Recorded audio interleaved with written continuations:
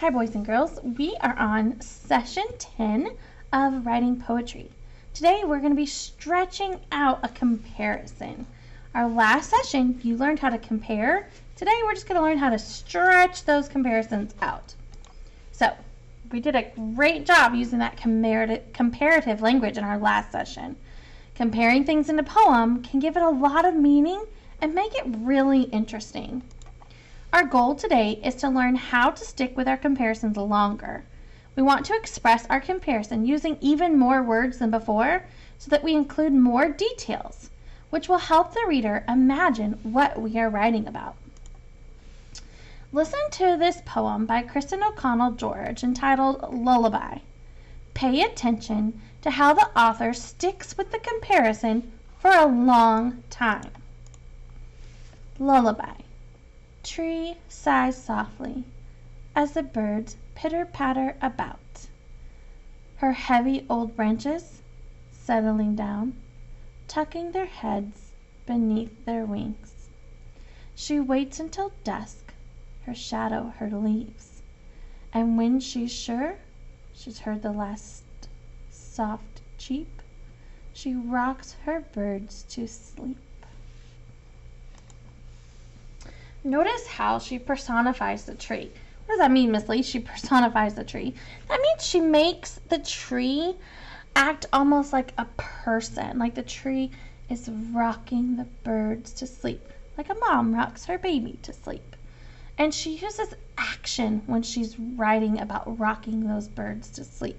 You can picture this tree, the birds in the tree playing and then being still, and slowly as they stop chirping, this tree kind of swaying in the wind, rocking them to sleep.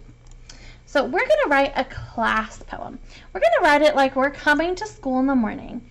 And I could write it like this. You ready? I'm going to call it Mornings.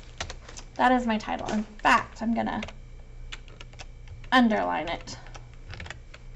All right. Mornings. Are you ready? I want that part underlined. I come in, the classroom is sleeping.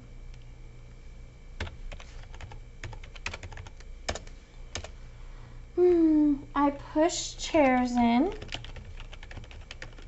and straighten tables. Then the children come in. Then the children come. Now let's think of ways we could improve it.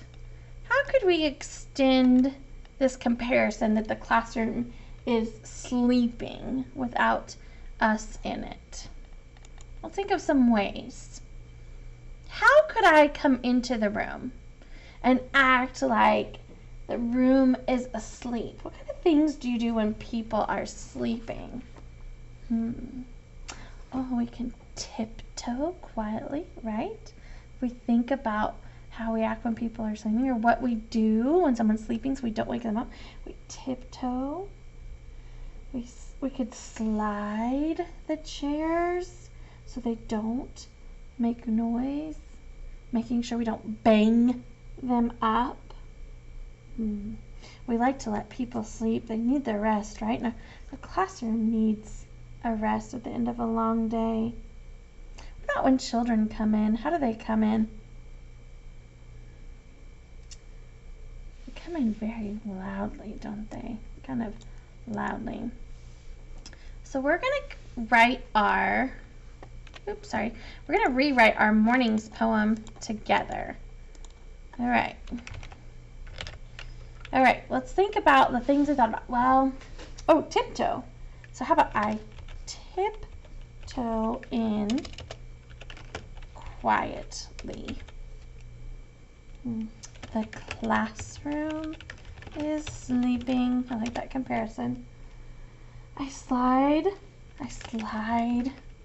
the chairs and tables into their spots. Careful not to bang them. The classroom needs its rest. The children clang, clatter, bang, and wake up the room. How about then the children clang, clatter, bang in and wake up the room. That's what we're doing when we come to school. We're waking up the room and we're all excited to start learning. So now that you've seen how to make your comparisons last even longer, let's think about what we learned. First, you compare a feeling or object to something else. Then you think of actions, sounds, and images that go along with your comparison. Then you write those comparisons in your poem. Go ahead and get started.